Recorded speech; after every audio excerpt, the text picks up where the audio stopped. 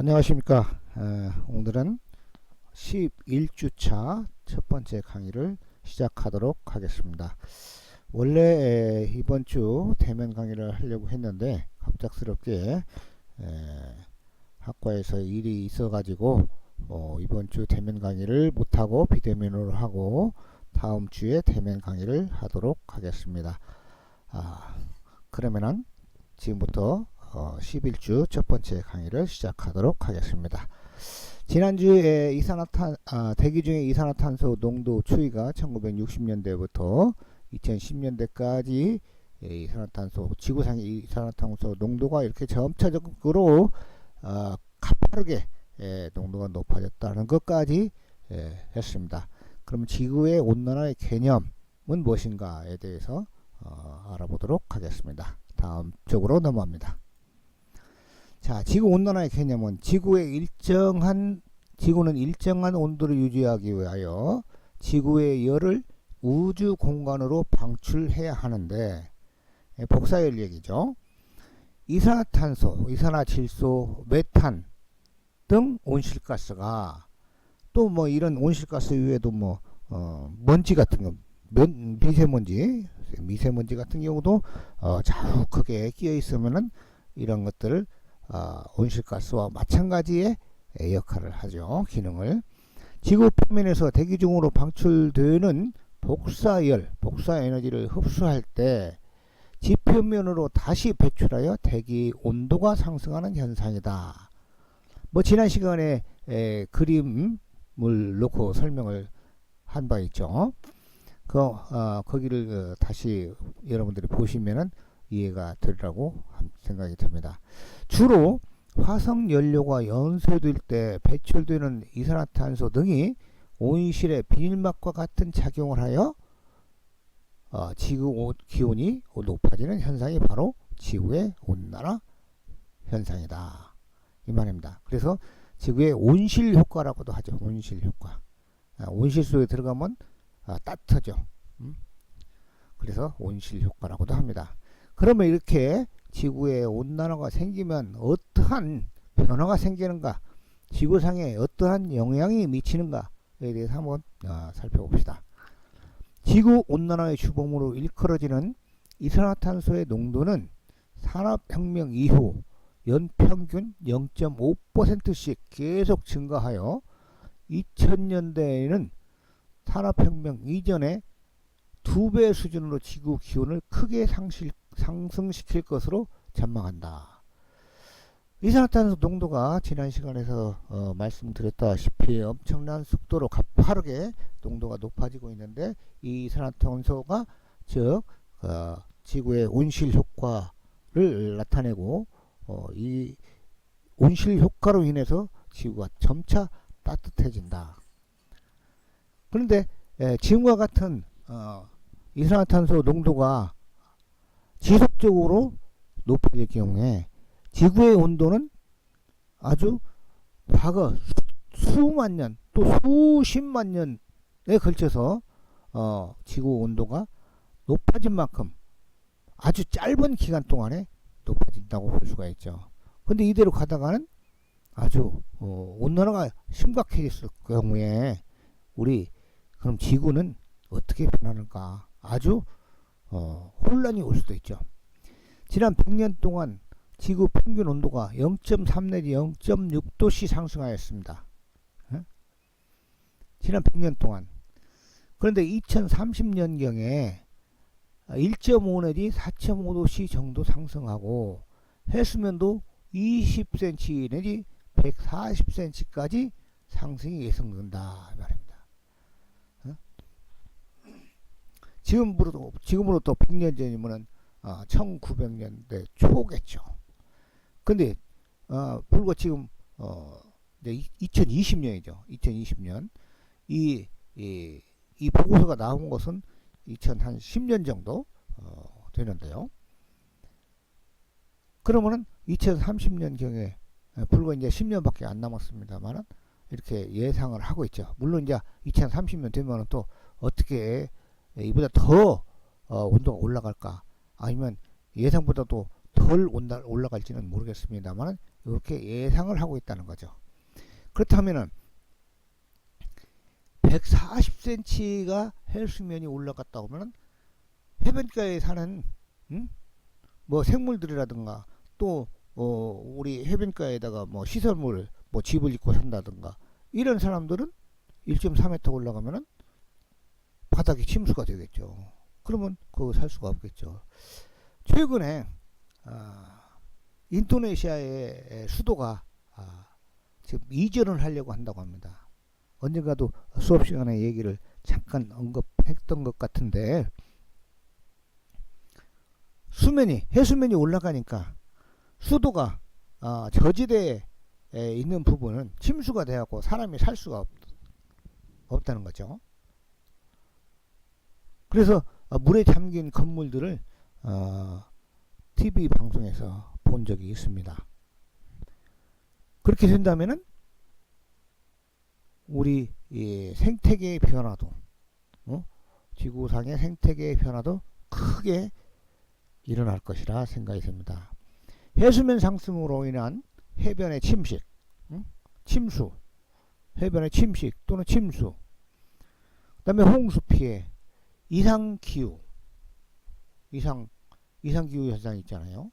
갑작스럽게 막 덥다든가, 여름철 아니 뭐 겨울철에도 엘니뇨 현상, 이상 저온 현상, 또 갑작스럽게 여름철에는 또 시원하다든가 더워야 될 때 이상 저온 현상이 일어나는 거.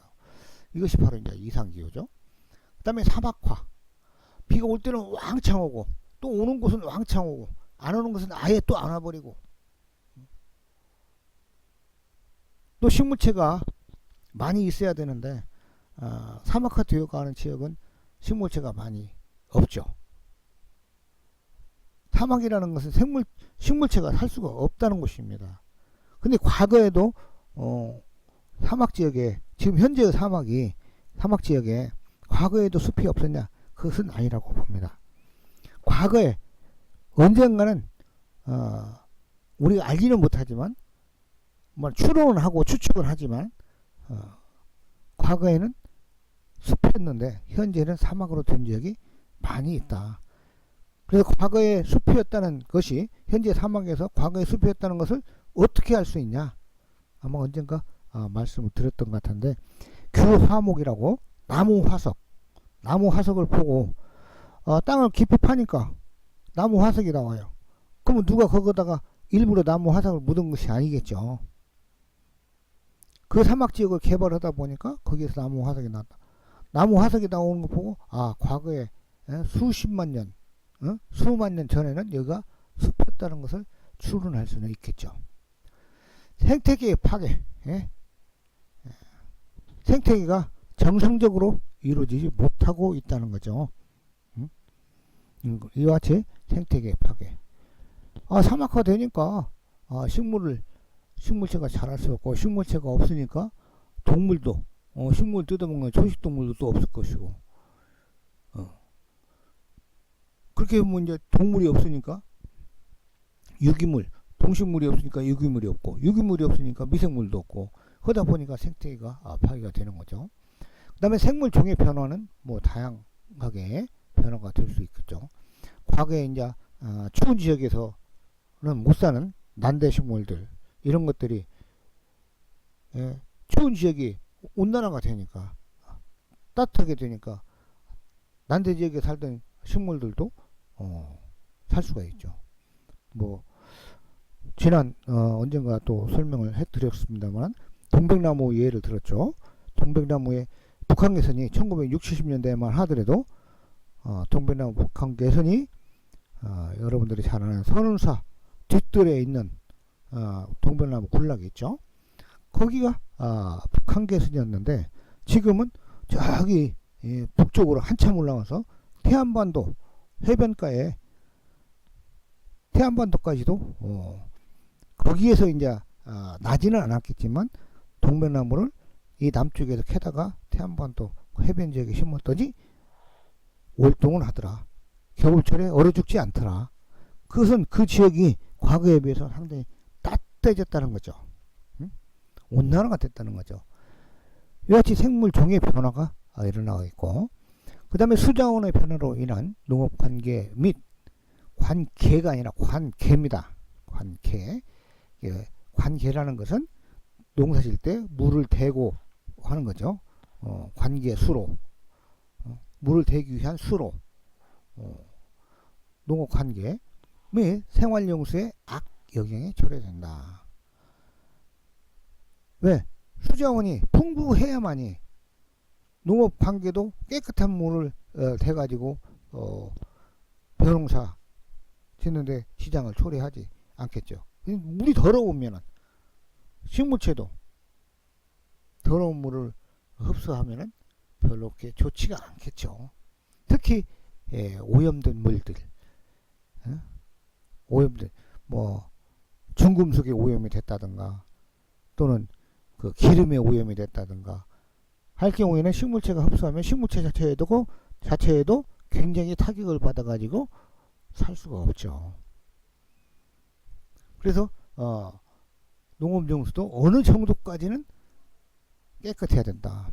특히 생활용수는 우리가 먹고 또는 씻고 하는 생활용수는 진짜로 깨끗해야 되겠죠. 근데 이런 것 자체도 오염이 되기 때문에 문제가 생긴다는 거죠. 이와 같이 지구의 온난화는 우리가 하루하루 온난화를 우리가 느낄 수는 없겠지만 뭐 10년 단위로 또는 50년 단위로 또는 100년 단위로 이렇게 쭉하니 통계적으로 자료를 축적된 자료를 봤을 때 지구의 온도가 지구의 기상 상황이 변화된 것을 우리가 알 수가 있겠죠. 그래서 지구의 온난화를 시키지 않기 위해서는 지구 온난화가 좋지 않기 때문에 시키지 않기 위해서는 어떻게 해야 되냐? 우리가 일상생활에서도 대기 오염을 시키는 이런 생활을 좀 더 좀 조심스럽게 해야 되지 않나. 그 자동차도 가능한 적게 운행을 해야 되고 공장 가동도 특히 매연을 많이 내뿜는 공장 가동도 좀 더 생각을 많이 해야 되고 또 우리 개인이 온난화의 주범이 되는 이산화탄소 배출을 억제하기 위한 생활 습관이 돼야 되겠다라는 생각이 듭니다. 이렇게 해서 지구 온난화에 대해서는 여기까지 하도록 하고요. 다음 쪽에는 오존층 파괴 다음 쪽으로 넘어가도록 하겠습니다. 자, 오존층은 뭐냐? 여기 보시는 바와 같이 성층권 내의 고도 25 내지 30km에 위치한다. 오존층이 지구를 지구상의 25 내지 30km 지점에 얇은 층으로 오존층이 지구를 싸고 있다는 겁니다. 근데 지구상의 오존은 유기성 오염물과 반응해서 다른 화합물을 생성해서 눈을 자극시킨다든가 시력을 감소시킨다든가 농작물에 피해를 준다든가 물질을 손상시킨다든가 광학 수목을 발생시킨다든가 아주 안 좋은 영향을 미쳐 우리 생태계에. 우리 인간에게는 더 이 생태계에 미치는 영향은 우리가 눈으로 볼 수 있겠지만은 우리 인간에게 미치는 오존의 영향은 직접 타격을 주고 피해를 주기 때문에 아주 느끼는 강도는 굉장히 강하다고 볼 수 있습니다. 오존이 뭐예요? 분자식으로 보면은 오존은 O3죠. O3. 예? 산소 원자가 3개가 붙은 거예요. 산소 원자가 많이 붙으면 붙을수록 살균력이 세다고 했죠. 살균력이. 자, 물에는 수소 원자 2개 하고 산소 원자 하나, H2O죠. 그래서 아무런 살균력이 없습니다. 아주 물은 우리 인간에게 없어서는 안 될, 모든 생명체에게 없어서는 안 될 아주 중요한 물질이라고 볼 수 있죠. 그런데 이 H2O 물에다가 산소 원자 하나 더 붙으면은 H2O2입니다. 그럼 H2O2는 뭐냐? 과산화수소예요. 산화가 과산화됐다는 말이죠. 산소가 많이 붙으면 산화가 된 것이고, 산소가 많이 떨어져 나가면 환원이 된다고 하죠. 과산화수소라고 하죠. 이 과산화수소는 어느 때 쓰는 것입니까? 지금은 그렇게 많이 쓰여지지 않습니다만은, 과산화수소가 소독제입니다. 소독제.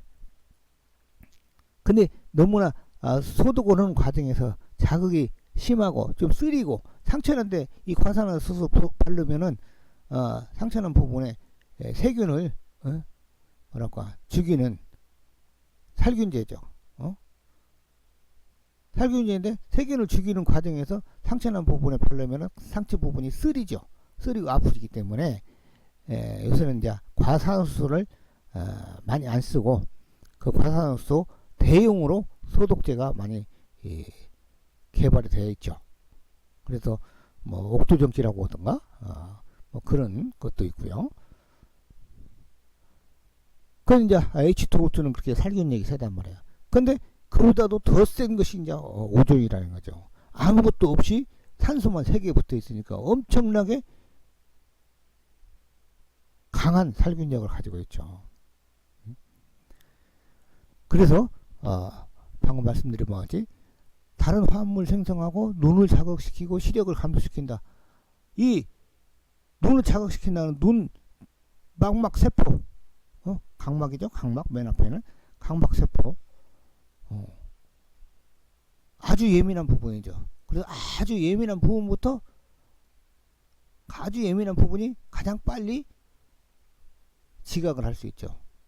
알 수가 있죠. 그래요. 눈을 자극시키고 시력을 감소시킨다. 그런데 지구상의 오존은 그런데 성층권의 오존은 아주 또 지구에 좋은 역할을 아주 없어서는 안 될 중요한 역할을 하고 있죠. 태양으로부터 방출되는 UV가 뭐냐? 울트라 바이올렛이라고 해갖고 자외선입니다. 자외선은 빛의 파장이 280나노미터에서 320나노미터의 빛의 파장을 가지고 있는 것이 이제 자외선이라고 하는데, 이 자외선도 마찬가지로 지구상에 닿으면, 지구상에 어떤 물체에 닿으면, 특히 뭐 사람으로 예를 든다면 이 사람의 세포를 파괴를 시켜요. 이것도 굉장히 살균력이 강합니다. 자외선 살균을 하는 거 많이 봤죠. 어디서 많이 봤습니까? 자외선 살균. 자외선이 비춰질 때는 우리가 눈으로 볼 수 없지만 이게 자외선이 집중적으로 많이 다량 비춰질 때는 약간 푸르스름한 색을 나타내죠. 어디에서 볼 수 있냐? 미용실이나 이발소에 가면은 어떤 자외선 살균 함이 있습니다. 목욕탕에도 있는 경우도 있죠.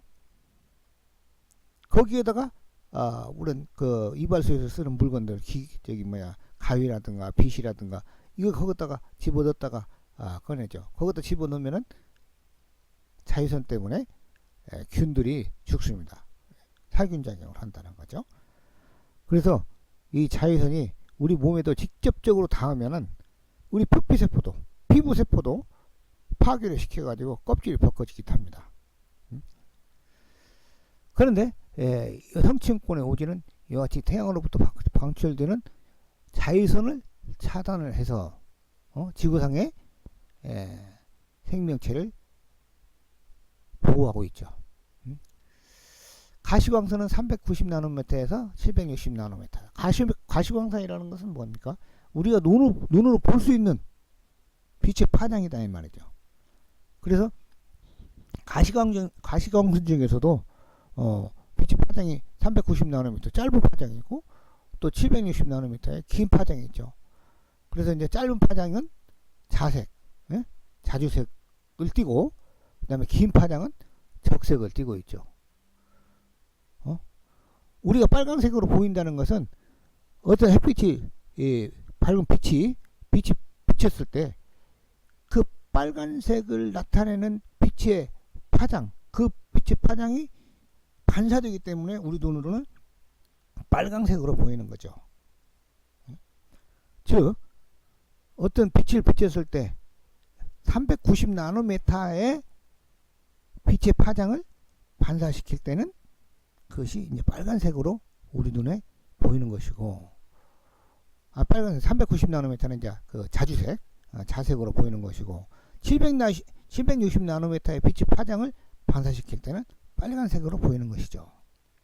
그런데 390 나노미터 이하로의 빛의 파장, 390 나노미터보다 짧은 빛의 파장을 나타내는 것을 자유선이라고 하고요. 760 나노미터보다 더 긴 빛의 파장을 비치는 것은 이제 적유선이라고 하죠. 근데 이러한 자유선이나 적유선은 우리의 눈으로 볼 수가 없죠. 그래서 자외선, 적외선 그렇게 얘기를 하죠. 태양으로부터 방출되는 UV를 자외선을 차단하고, 이 자외선을 차단을 하지 못할 경우에 지구상의 자외선에 도달하겠죠. 지구상의 자외선에 도달하면은 아까 말씀드린 바와 같이 세포가 괴사한다. 피부 세포가 파괴가 된다 이 말이야. 생명체의 자극, 작은 미생물들 같은 경우는 자외선을 비추면은 죽는다는 거죠. 그래서 아주 그 작은 미생물들은 자외선을 비춰가지고 살균을 시키대. 그래서 미용실이나 목욕탕이나 이발소나 이 자외선 함을 구입을 해가지고 거기에다가 그 빛 또는 가위, 하여튼 이발 도구, 미용 도구를 그거다가 집어넣어가지고 살균을 써야. 왜냐, 이런 기구들을 살균을 하지 않으면은 많은 사람들이 그 하나의 기구 가지고 여러 사람이 쓰기 때문에 어떤 사람이 병에 걸려서 머리에 피부병이 있는데 그 사람이 쓴 것을 다른 사람이 쓸 경우는 피부병을 옮을 수가 있잖아요. 그럼 안 되기 때문에 그 도구들을 살균을 해야 된다 이 말이죠. 그래서 그렇게 미생물들은 죽이기도 하고, 또 고등생물 같은 경우는, 고등동물 같은 경우에는 자외선을 많이 쬐면은 피부 세포가 파괴가 되기 때문에 파괴된 피부에다가 아주 그 미생물들이 침투를 해가지고 병을 일으키죠. 병을 일으키면은 그것이 바로 이제 암으로 전환이 되는 경우가 있으면 이제 피부암이 되고, 또 이 눈이 각막세포가 아주 민감하죠. 다른 어느 피부 세포에 비해서 아주 민감하죠. 여기에는 굉장히 빨리 다른 피부보다 우리가 감지를 할 수 있고 지각을 할 수 있죠. 근데 여기도 이제 피해를 주면 이제 백내장이 생기는 거죠. 백내장. 백내장이 이 각막에 많이 끼면은 시력을 잃을 수가 있고, 그것을 벗겨내야 또 시력을 다 되찾을 수가 있죠. 지금은 이제 의료 기술이 잘 발달돼 가지고 백내장이 끼어도 병원에 가갖고 백내장 수술하면은 문제가 없습니다. 근데 과거에는 백내장이 끼면은 죽을 때까지 그것을 안고 살았죠. 원인이 무엇인지도 모르고. 자, 그러면 이 오존층에 대해서 개념이 무엇인가 한번 또 살펴보도록 하겠습니다. 개념, 대기권. 지구 주위를 둘러싼 각종 기체들이 차지한 공간이 대기권이다. 각종 기체들이. 그 중에 질소와 산소가 약 99.9%. 99.9%. 여기가 9.99%라고 했는데 99.9%입니다. 99.9%가 질소와 산소로 이루어져 있고, 나머지 0.1%도 안 되는 겁니다. 사실 99.95% 정도, 0.05% 정도밖에 안 됩니다. 나머지 가스들은 그 중에 0.05% 중에 가장 많은 것이 이제 이산화탄소고요. 그 밖에 뭐 아황산가스, 아질산가스 이런 것들이 존재하고 있죠. 여기는 뭐 그냥 대충 실수화산소 99%, 약 99%, 나머지 기체들이 약 1%로 구성되었다고 해놨는데, 더 구체적으로 더 깊이 들어가면 99.9% 이상이 실수화산소로 이루어져 있고, 나머지 0.1% 미만이 다른 기체로 이루어져 있다. 근데 0.1%도 안 되는 다른 기체들이 우리 지구상의 생명체들을 굉장히 괴롭힌다고 볼 수도 있겠죠. 물론 이런 기체들이 뭐 이산화탄소 같은 경우는 오히려 식물체에게는 지금보다도 조금 더 높아도 크게 문제없고, 오히려 광합성 작용에 더 이로운 역할을 하기도 한다고 합니다. 자, 이러한 대기권은 지표로부터 지구상으로부터 약 600 내지 1000km에 걸쳐서 분포한다, 이 말입니다. 근데 이제 지표로부터 높이 올라가면 올라갈수록 뭐예요? 그 농도는 굉장히 얕아지죠. 불과 한 10km만 올라가도 만 메타 높이의 산이 없죠. 에베레스트 산이 약 8,800몇 메타라고 얘기하죠. 만 메타도 안 되는데, 그 만 메타도 안 되는 그 높이까지 올라가도 산소 농도가 확 떨어져 가지고 저산소증, 산소가 없어갖고 숨을 제대로 못 쉬어가지고 저산소증이 생겨가지고 우리가 산을 힘차게 올라갈 수가 없다는 거죠. 여러분들이 이제 뭐랄까, 해발고가 낮은 곳에서 물을 끓일 때하고 해발고가 높은 한 2000m 높은 산 위에서 물을 끓일 때하고 차이가 다릅니다. 차이가 있습니다. 해발고가 낮은 저 해발고에서 물을 끓이면은 상당히 높은 온도에서 물이 끓습니다만, 고해발고 높은 곳에서는 물이 더 낮은 온도인데도 불구하고 물이 끓습니다. 그건 대기의 공기 밀도가 차이가 있기 때문에 그렇다는 거죠. 대기권은 대륙권, 기상학의 주된 관심 대상이 이제 대륙권인데, 대기권은 성층권, 중간권, 열권으로 나눈다라고 했어요. 대기권은 기상학적으로 주된 관심 대상이 이제 대륙권인데, 대륙권과 성층권과 중간권과 열권으로 나뉜다고 합니다. 근데 이 대기권은 지표로부터 600 내지 1000km까지 분포를 한다. 근데 1000km 이상이 되면은 공기가 없다라고 봐도 과언이 아닙니다. 그 다음에 오존층은 대기 중 오존 전량을 압축하면 0.3cm에 불과한 양이나 성층권의 이 양의 90%가 있다 이 말이에요. 대기권의 오존층의 전량을 압축하면 전체 지구상에 싸고 있는 전량 압축은 3mm밖에 안 된다는 거죠. 불과하나. 그러나 이것이 성층권의 90%가 있다는 거죠.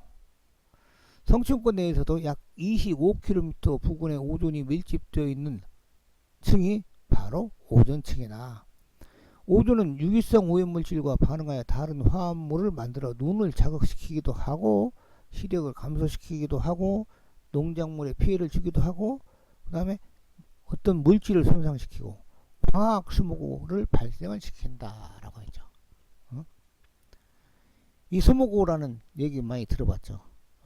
스모그가 많이 자욱하게 끼어 있으면 그 지역에서 살기가 힘들죠.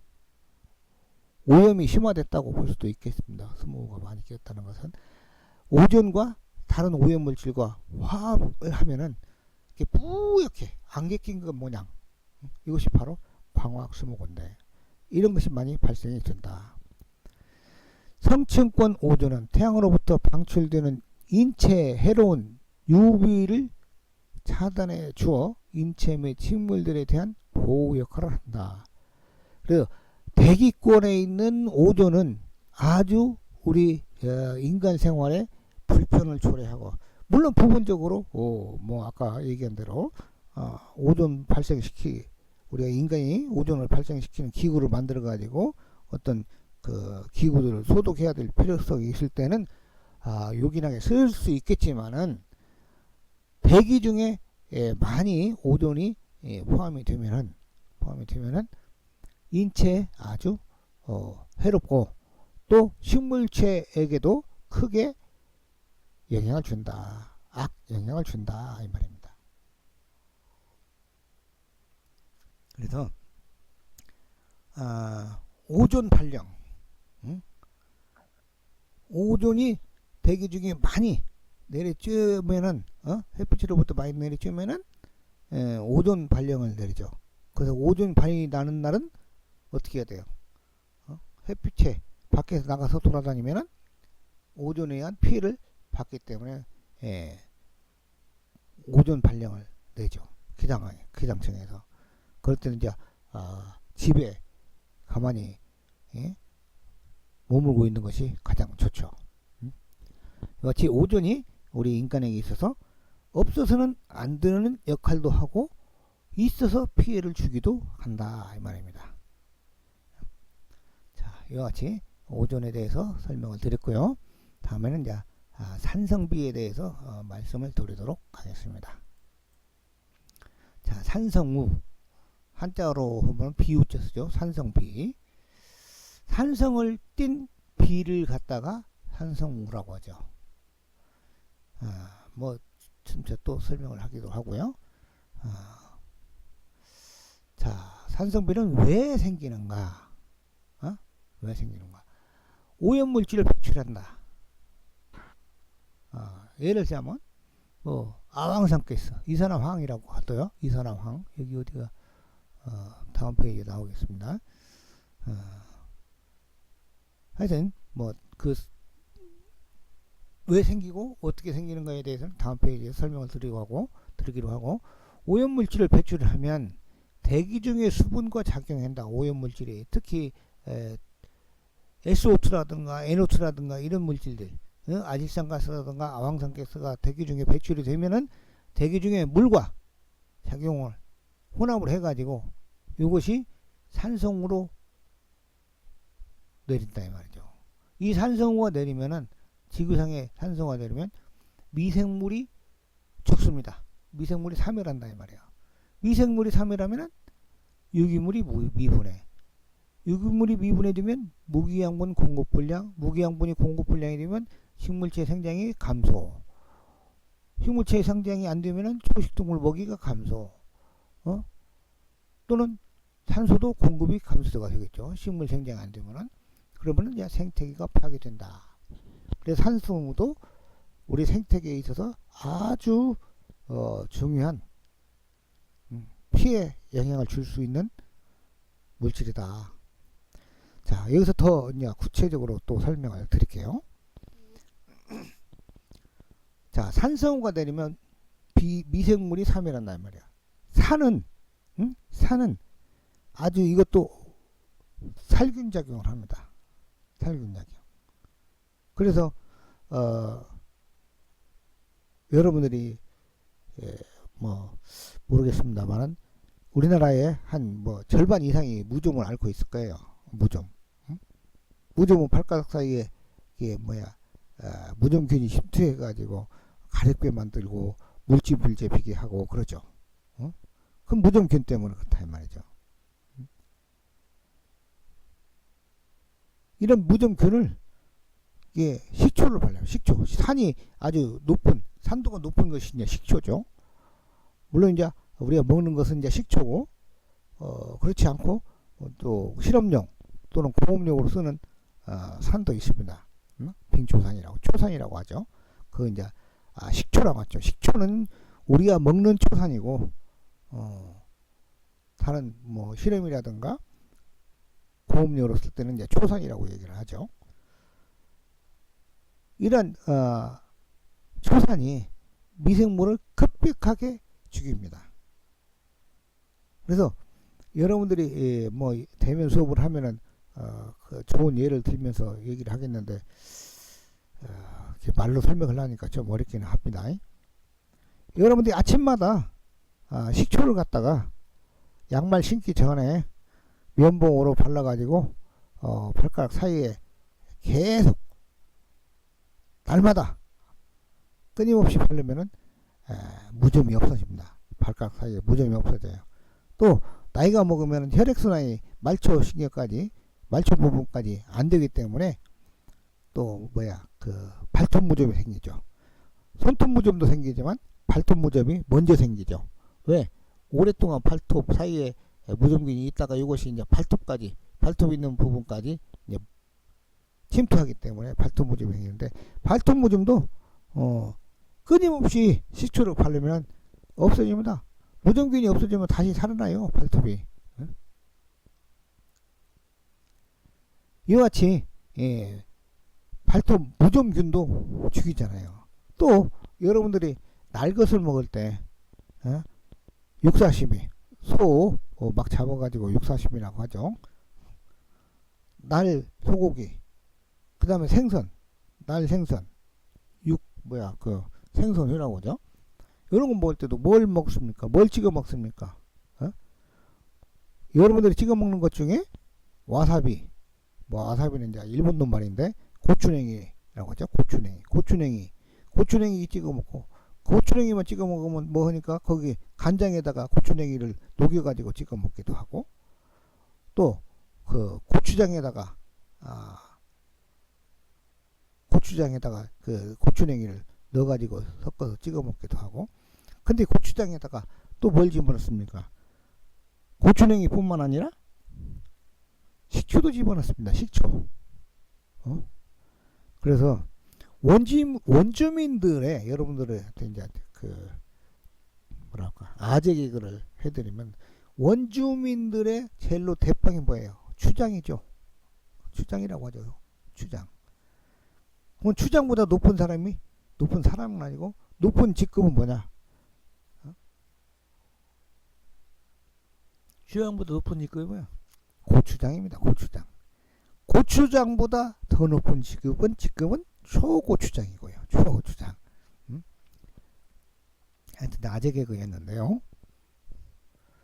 이런 초고추장을 찍어 먹으면은 배탈이 덜 나더라. 그 배탈이 덜 나는 것이 뭐냐? 이 식초가 날고기의 균들을 죽이기 때문에 그렇다. 그런 것입니다. 근데 식초만 찍어 먹으면 식초가 쉬어갖고 맛이 없죠. 맛이 없으니까 식초에다가 고추장을 집어넣습니다.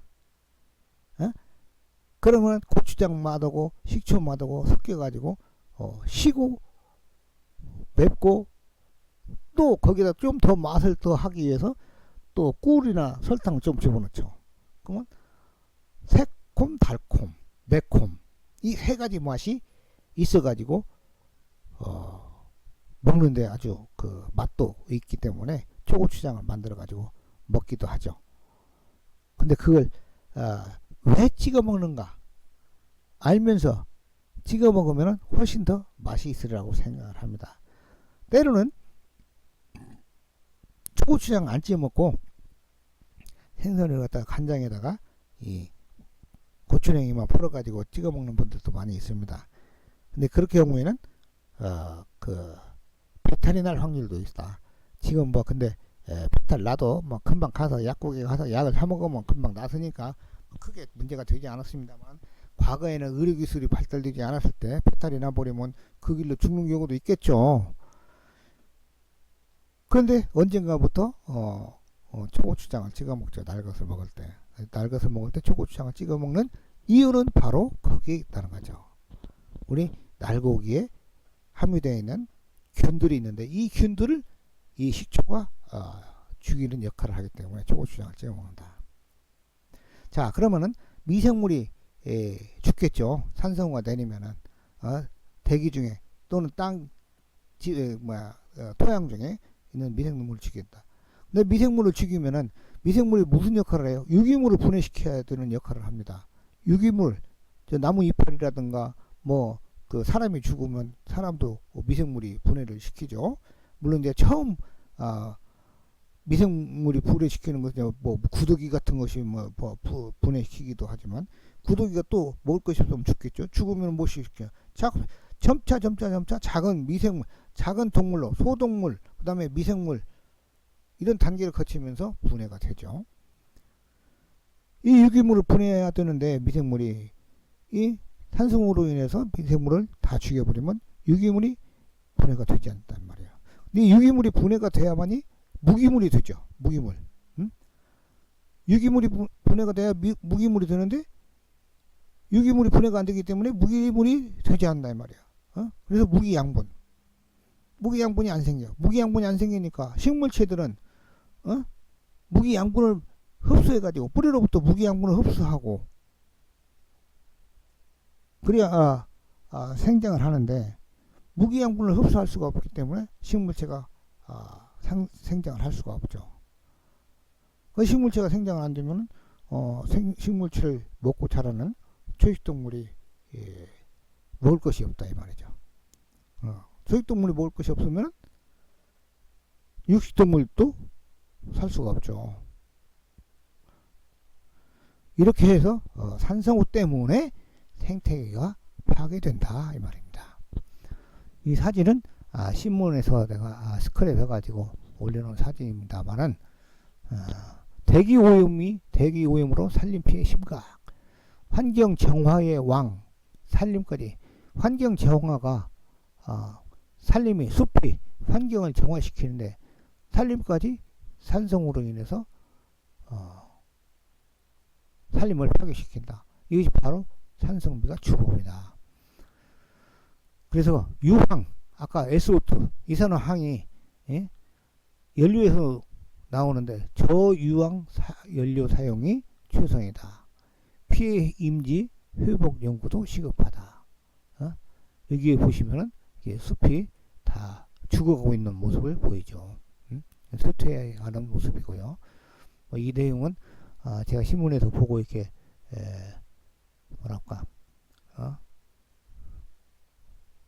색깔 있는 펜으로 이렇게 표시를 했습니다만 잘 보이지 않습니다. 자, 그러면은 산성우의 생성은 어떻게 생성이 되는가에 대해서 또 설명하도록 하겠습니다. 산성우의 생성, 애시드 레인이라고 하죠. 애시드는 초라는 거죠. 초산. 이것은 석탄, 석유 등의 화석연료의 연소 떼가지고 연소로 생성된 이산화황, 또 질소산화물, 이산화질소 등이 대기 중으로 방출이 됐을 때 대기 중에서 물과 즉 빗물과 화학 반응을 일으켜 가지고 황산이나 질산으로 변화돼 가지고 비로 대기 중에서 비로 내리는 것이 즉 산성우다 이 말이죠.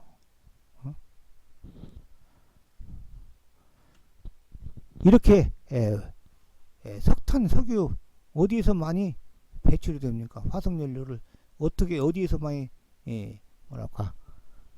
연소를 시키냐? 우리가 일상생활에서도 연소를 시키죠. 여러분들이 전기를 쓰기 때문에 뭐 화석연료 안 쓴다? 라고 생각하려고 모르죠. 전기를 발전시키는데 화력발전소에서 석탄을 어마어마하게 떼죠. 전기를 발생시키는데. 그래서 전기도 아껴야 화석연료를 적게 쓰는 것이고. 물론 이제 자동차 배기가스 이것도 이제 화석연료죠. 경유, 휘발유. 또 난방연료로 석유를 많이 쓰죠. 등유라고도 하죠. 등유 같은 것을 시골의 단독주택, 도시가스가 없는 시골의 단독주택에서는 등유를 난방연료로 많이 쓰죠. 이런 것들이 일상생활에서 우리 생활에서 나는 산성우 발생시키는데 나는 전혀 상관이 없어 라고 생각할지 몰라도 깊이 들어가 보면 전부 다 일상생활에서 이루어지는 것들입니다.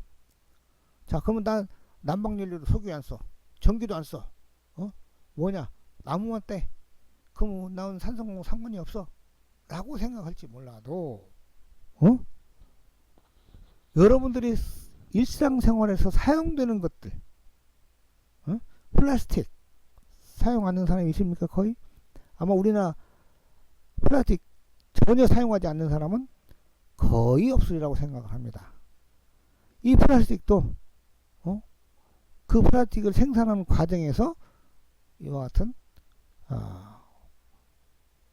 이산화황이라든가 이산화 질소들을 발생시키는, 공장에서 발생시키기 때문에 산성과 관련이 있다. 대기 중에서 생성된 물방울의 수소 이온 농도는 중성인데, pH 중성, pH 7이 완전 중성인데, 이것이 CO2가 물방울에 용해되면 탄산이 형성되거나 pH가 낮아진다. CO2도 이제 대기 중에 많이 있죠. 400ppm 되니까요. 이 산은 대단히 약산이야. 대단히 약산. CO2가 산성비를 만들어내는 경우는 물론 그 산도 pH는 약간 다운시키지만 우리가 우려할 만큼 뭐 살균작용하는 만큼의 산성비는 아니다. 약산이고 CO2와 평행을 이루고 있으므로 빗물의 pH는 보통 5.65의 값이 된다. 따라서 pH 5.6을 자연상태의 강우의 pH라고 하며 강우의 산성 여부를 판단하는 기준으로 사용된다. 그래서 비가 내릴 때 그 빗물을 받아갖고 보면 pH를 측정하면 pH가 5.6 정도 된다는 거죠. 이게 5.6 정도보다 pH가 낮으면 산성우다 이 말이죠. pH 5.6 이상이면 산성우가 아니고요. pH 5.6 이상일 경우에는 크게 폐해를 주지 않는다. 멸균작용을 하지 않는다. 못한다. 그렇기 때문에 pH 5.6 이상일 경우에는 크게 문제 삼지 않는다 이 말이죠. 산성우가 아니다 라고 볼 수가 있죠. 그렇다면 산성우는 어느 정도 돼야냐? pH 5.6 미만이 됐을 때 산성우다. pH 5 정도 돼도 그래도 괜찮지만 pH 한 2, 3 이렇게 내려오면은 산도가 높은 수소이온 농도가 높은 산성우가 되는 거죠. 자, 이와 같이 산성우에 대해서 설명을 했고, 산성우가 그럼 어떤 영향을 미치는가에 대해서는 다음 시간에 또 강의를 하도록 하고, 지금 여기까지 약 48분 정도 강의를 했습니다. 그러면 11주차 첫 번째 강의는 여기서 마치고 11주차 두 번째 강의에서는 산성우의 영향에서부터 하도록 하겠습니다. 여러분 수고하셨습니다.